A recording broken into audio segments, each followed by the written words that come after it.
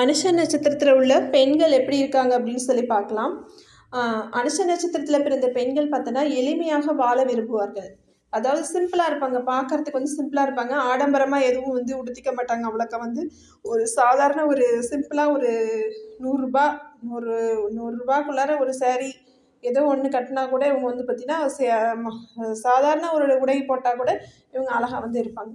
அதுக்கப்புறம் பார்த்தோன்னா அவங்க கற்புடையவர்களாகவும் கணவர்களிடமும் ரொம்ப அன்பாகவும் இருப்பாங்க. இது அவங்களுடைய ஸ்பெஷல் குணம். அடுத்த ஆண்கள் தங்கள் சுயநலம் மற்றும் பிடிவாத குணத்தை கட்டுப்பாட்டில் வைத்திருக்க வேண்டும். அதுக்கப்புறம் பார்த்தோன்னா அவங்க வந்து பரிகாரம் அப்படின்னு சொல்லி பார்த்தோன்னா, பொதுவாக அனுஷ நட்சத்திரத்தில் பிறந்தவங்களுக்கு சூரியன், செவ்வாய், அங்ககாரன், கேது ஆகிய காலங்கள் சாதகமற்றவை. இந்த நேரத்தில் வந்து பார்த்திங்கன்னா அவங்க வந்து பார்த்திங்கன்னா சில ஹோமங்கள்லாம் வந்து செஞ்சோம்னா நல்லாயிருக்கும். சனி சாந்தி ஹோமம், செவ்வாய் அங்ககாரன் சாந்தி ஹோமம் இதெல்லாம் வந்து செய்யலாம். அதுக்கப்புறம் பார்த்தீங்கன்னா சனிக்கிழமையில விரதம் வந்து அனுசரிக்கலாம். இது செய்ய முடியலன்னா சனிக்கிழமையில விரதம் வந்து அனுசரிக்கலாம். அடுத்த அனுஷ நட்சத்திரம் வந்து பார்த்தீங்கன்னா இறைவன் வந்து மித்ரன், சூரியன் ஒரு வடிவம், சூரியனோட வடிவம் தான் மித்ரன்.